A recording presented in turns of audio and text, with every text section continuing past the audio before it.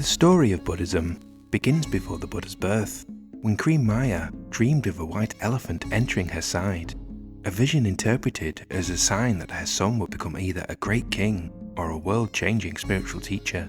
Raised in luxury by his father, King Suddhodana, Siddhartha was sheltered from suffering until one day he saw an old man, illness and death with his own eyes, which caused a great revelation in him. Leaving behind his royal life, he spent years practicing extreme asceticism before realizing that neither indulgence nor self-denial led to truth. Sitting beneath the Bodhi tree, he meditated for 49 days and attained enlightenment, becoming a Buddha.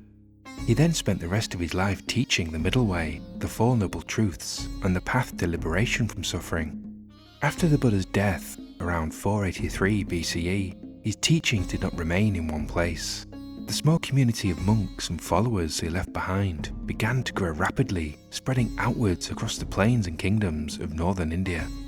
At first, the teachings were passed down entirely through memory.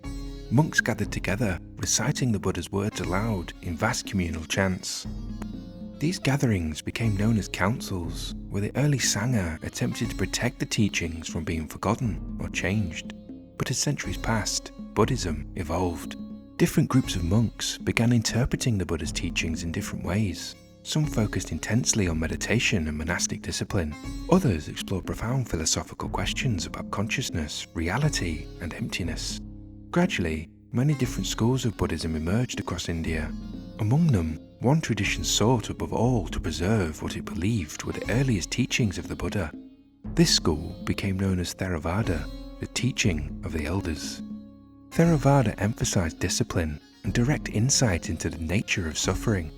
Its monks lived austere lives, guided by the monastic code, seeking liberation through careful practice and deep concentration.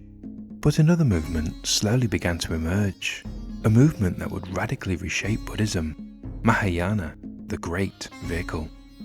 Rather than focusing solely on personal liberation, Mahayana expanded the vision of Buddhism outward towards all beings.